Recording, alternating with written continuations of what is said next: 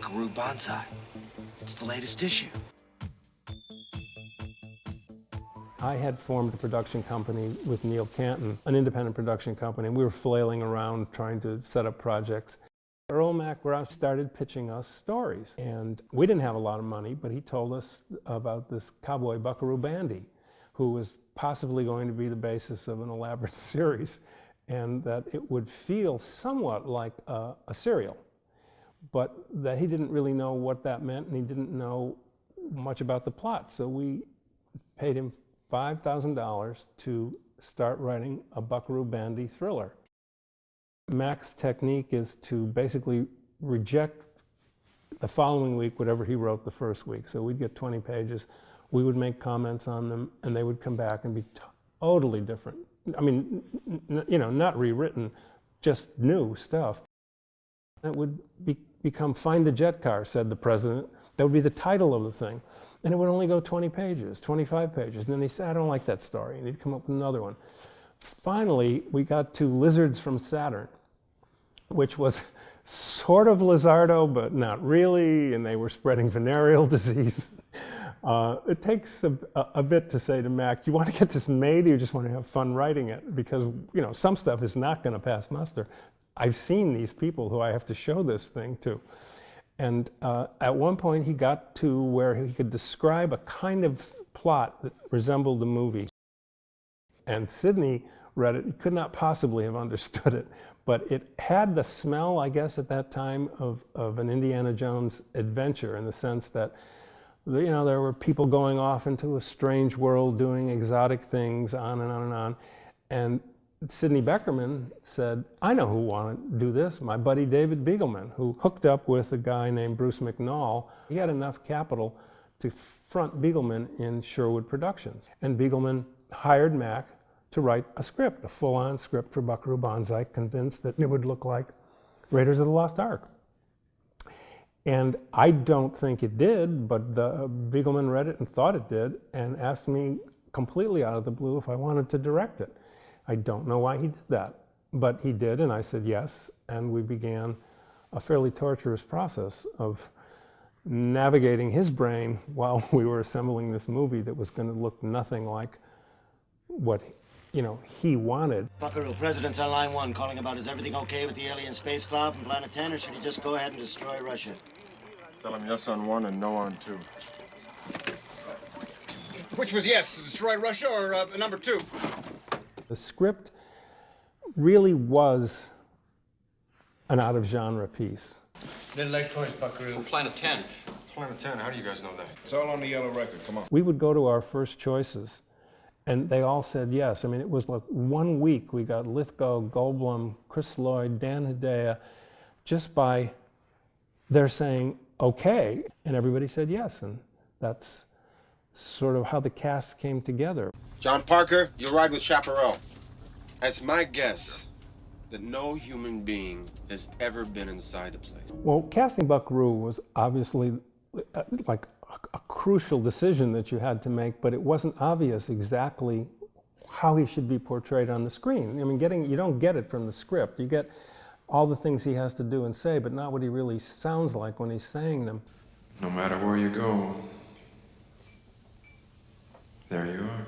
Now, I had in the back of my head that it would be a serious version of Michael Keaton, but that he couldn't resist making me smile and making me laugh, and Mac's lines coming out of him, but he wasn't going to be playing it for comedy. Beagleman wouldn't make Michael's deal. Then we began a serious, oh my God, we got to really look at a lot of young actors. And nobody but Peter came in and impressed us, made us think, there's our Buckaroo Banzai. Is the girl dead? Yes. Then sound the call to board the ship. Well, obviously one of the more difficult decisions in this film is how do you cast Dr. Emilio Lizardo, Lord John Wharton, because he's a conflicted character from the get-go. You don't know whether a given actor will slip into caricature, and yet you don't even know what kind of skills you're going to be asking this actor to deliver, because I could look at those speeches and I can't pretend to know exactly how I thought they should be read. Home. Home is where you wear your hat. John and I have chuckled about this over the years. I don't really know why I fixated on him, but he was my first choice. And I do remember that at the time, because he recalls it, because he was baffled as to why we came to him, that I had seen Rich Kids, which is a small movie that doesn't even begin to hint at his range. And I told him, and I wouldn't have lied, that that was the reason I wanted him to consider this role. I'd have to see that movie again to see what I really saw. But of course, just like Peter, John's initial reaction was, I don't want to do this because I don't understand it. We must work while the clock, she's ticking. So we convinced him through his agent that he should have lunch with Neil and with Mac and with me. And he had just been nominated for GARP. And we met at a little dark restaurant in Santa Monica, and one of the first things Mac said to him was, have you picked your dress yet for the Oscars? And Lithgow lost it, and says to this day that the minute he met the three of us, he thought, well, I still don't know what movie they want to make, but I think they'd be fun to try to make it with. Didn't tell me he was doing this, but he had the man read the entire role of Lizardo into a tape recorder so that he could ape that, you know, weird sort of broken but not truly Italian accent, but definitely Italian. Laugh a while you can, monkey boy. And walked in one day and said, this is what I'm going to sound like. If you like it, I've worked on this. And of course, it was amazing. Tomorrow, I'm going home with my overthruster. You put Lizardo together, suddenly he's standing there with red hair, dirty teeth, a gigantic jacket covered with medals, talking like that. And your only job is to not let him go over the top. And John never did. I mean, to me, that wasn't over the top. This guy was so strange. There were no references for what does it mean to be a red electroid inhabiting an Italian particle physicist. I can't go up and say, no, that's absolutely not. So he stays within the reality of that absurd concept. Devo lavorare con persone idiota. Going over and slapping Chris Lloyd in the head over at the radio dials there, you know, that's all John. I mean, you know, the line was probably just to yell at him, but to suddenly prance off of your platform near Buckaroo and go over and whack him upside the head, that's what you hire great actors for. Because you've got so many things going on that if somebody does something like that, oh, thank you so much. It's, you know, what it's all about. Congratulations. You drove through a mountain. I did. Well, I wanted Jeff Goldblum because I watched him on a daily basis in Invasion of the Body Snatchers and realized that he could spin lines in a really interesting way. No, Reno, there are no ages and no places of birth. Grover's Mill, 1938. Why is that so familiar? That's what you look for as a writer. You know, you see your own line lying on the page, but you look for those moments when an actor does something subtle to it that just makes you sit up and say, wish I'd thought of that line reading. It wasn't in my head.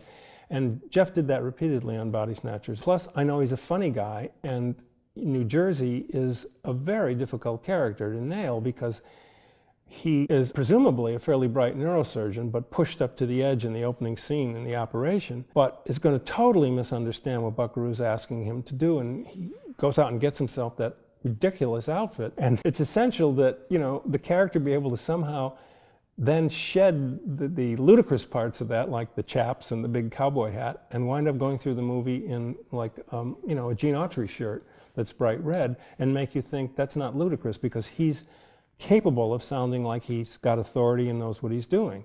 So to me, Jeff was, I never thought about anybody else. It blasted through the 8th dimension in 1938 over in Grover's Mill, where there was a huge electrical dimensional accident, some giant explosion, and they hypnotized Orson Welles into covering it up. So first he says there's an invasion from Mars, but then he says, no, it's just a radio show hoax. Get it? No, let's go. Orson Welles